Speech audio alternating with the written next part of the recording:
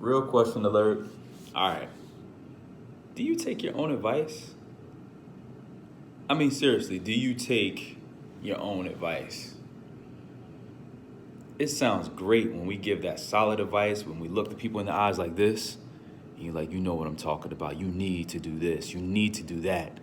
You know you need to leave that relationship. You know that you're better than that. But do you take your own advice?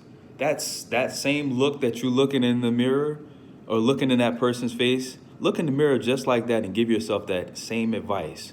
Will you take it? Or are you just good with words? You have a way with words. You have that tone that captivates a room. You have that ability. You have that art of persuasion. It's harder to convince somebody to take your advice when you don't take your own. Something to think about. Do you take your own advice?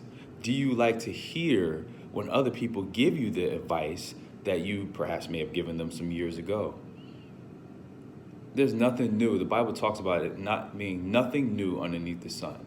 So, yes, we may say things in different ways. There may be different variances. There may be different orders in which we say it.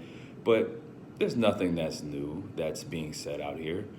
It's just the timing in which it's been said can help a certain amount of people or certain people that's going through certain situations.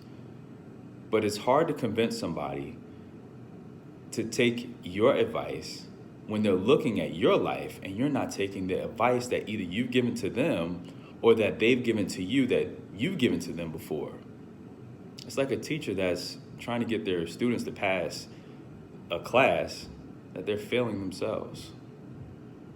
How can we pass? How can we encourage others to pass if we're consciously failing because we're not doing the work that we're wanting others to do based upon what we're telling them and what we're advising them to do?